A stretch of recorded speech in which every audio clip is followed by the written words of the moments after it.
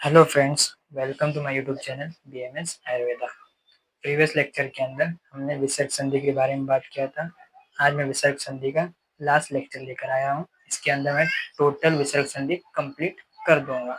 मैंने इससे पहले के विसर्ग संधि पे 2 लेक्चर ले चुका हूँ। पहले लेक्चर के अंदर मैंने आप लोगों को सत्व संधि बताया और उत्व संधि बताया। सेकंड लेक्चर के अंदर मैंने आप लोगों को जो उत्व संधि है उसके जो 2 सूत्र है अतोरोरुपदादुप्लुते और दूसरा हशी चु वो बताया। आज के इस लेक्चर के अंदर रो लोप संधि की बात करेंगे। अब ये रो लोप संधि क्या है? इसके नाम के अंदर ये रो लोप, इसका मतलब ये रो जो है इसका लोप करेंगे। लोप करना मतलब गायब कर देना। रो लोप संधि इसका मतलब रो को लोप करना है। अब ये इसकी कंडीशन क्या है देखेंगे। तो रो है, हलंत रो है, इसके आगे भी रो आया तो जो पहले वाला जो रो है उसको लोप कर देंगे। जो पहले वाला जो रो है इसको लोप कर दिया। लोप कर देने के बाद जो भी रहा, अगर से ओ रहा तो आ करना पड़ेगा, ई रहा तो दीर्घ ई करना पड़ेगा, ऊ रहा तो दीर्घ ऊ करना पड़ेगा। अब ये कैसे करेंगे एग्जाम्पल के अंदर हम देखेंगे। जैसा कि ये आ गया पुनर प्लस रमते, रो के आगे रो, रो के आगे रो आया तो पहले वाला रो का लोप करना है। तो ये जो पहले वाला रो है इसका लोप करना है, इसका मतलब इसको गायब कर देना है। अब ये पुन को जो है तोड़ेंगे। ये पुन नो हलंत हो गया प्लस ओ हो गया, ये रो का लोप कर दिए। ये रमते जैसे के वैसा। अब ये जो ओ है ये ओ को आ कर देंगे। मैंने आप यहाँ बताया रस्व ओ है, इसको दीर्घ आ कर देंगे। तो इसको सॉल्व करेंगे। ये हो गया पुन प्लस आ प्लस रम ते। अब इसको लिखेंगे पुना रमते। इस तरह आप लोगों को सॉल्व करना है और एरो करके लिखेंगे। ये है रो लोप संधि। कौन सी संधि? रो लोप संधि है ये। जो रो है, रो के आगे भी रो आया और पहले वाले रो को लोप कर देंगे और उसके बाद जो भी रस्व रहा है उसको दीर्घ करेंगे। इसके अंदर रस्व ओ है तो इसको आ कर दिया। इस तरह सॉल्व करना है। अब सेकंड एग्जांपल देखेंगे। हरीर रम्य, रो के आगे रो है तो सबसे पहले हरीर को तोड़ेंगे।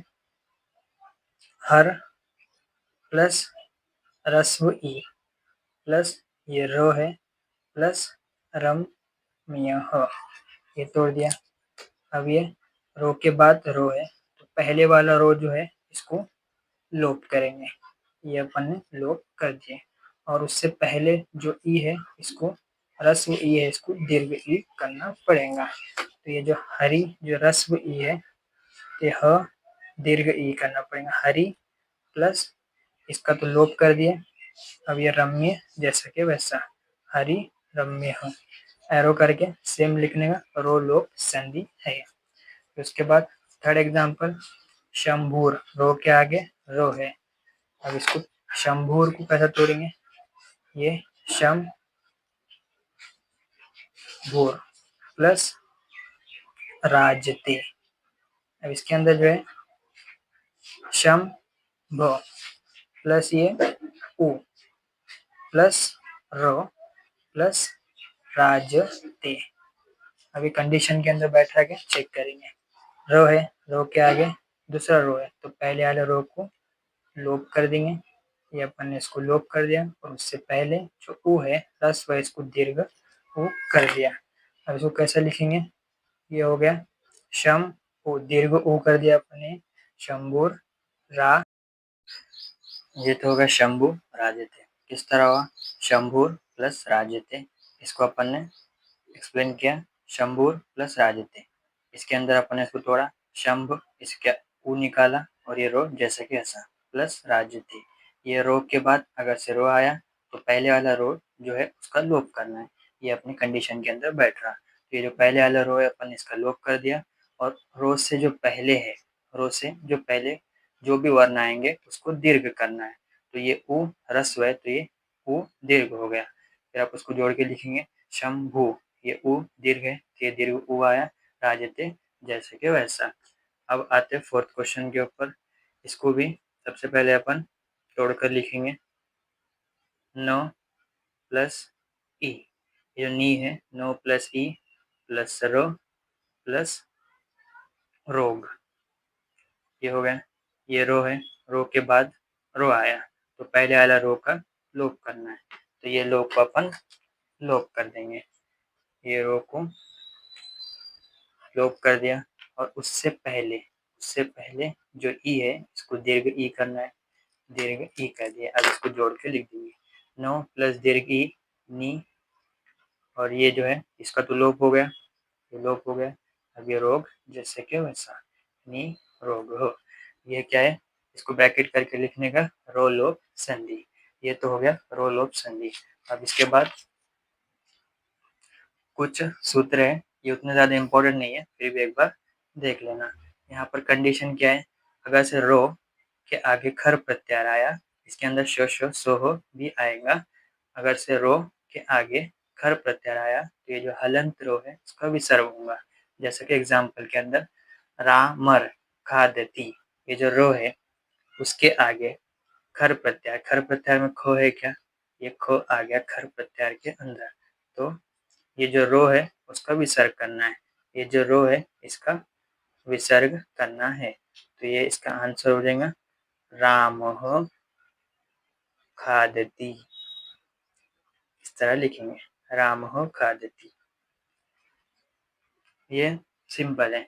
अगर से कंडीशन ऐसे ही रो हलंत है, उसके आगे अगर से कुछ भी नहीं है तो भी जो रो हलंत है उसका विसर्ग करना है।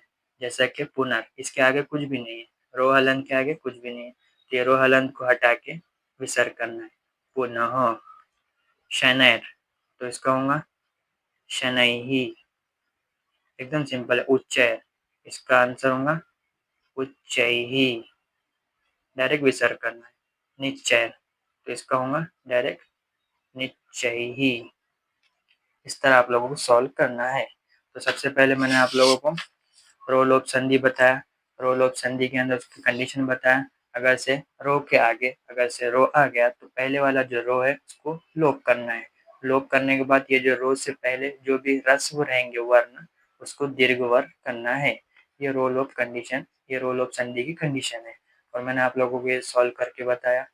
उसके बाद मैंने जो रिमेनिंग था, जो भी पूछ सकता वो बताया। अगर से रो के आगे खर प्रत्यार रहा तो पहले वाले रो को विसर्ग करने का है, और रो के आगे कुछ भी नहीं रहा तो रो को विसर्ग करना है। ये तो हो गया अपना विसर्ग संधि। हमने अच संधि भी कंप्लीट कर चुके, हल संधि भी कंप्लीट कर चुके, अब विसर्ग संधि भी कंप्लीट कर चुके। टोटल अपने 10 लेक्चर के अंदर हमने पूरी संधि इन डिटेल कंप्लीट कर चुके। अगर से इन 10 लेक्चर के अंदर आप लोग कुछ भी डाउट रहा तो आप लोग मुझे कमेंट में पूछ सकते हैं। अगर से कुछ भी रहा, इसके बाद हम शब्द रूप धातु रूप स्टार्ट करेंगे, फिर उसके बाद प्रत्यय की बात करेंगे। अगर से आप लोगों को शब्द रूप धातु रूप और प्रत्यय समझ में आ गया तो उसके बाद आप लोगों को समास समझ में आएगा। उसके बाद हम समास की बात करेंगे, और लास्ट में विशेषण विशेष्य के बारे में बात करेंगे। अगर से हम लोगों ने इतना कर दिया तो हम लोगों का पेपर फर्स्ट संस्कृत कंप्लीट हो जाएगा। अगर से आप लोगों को मेरी ये वीडियो हेल्पफुल लगी होंगी तो लाइक करना, शेयर करना, सब्सक्राइब करना। Thank you.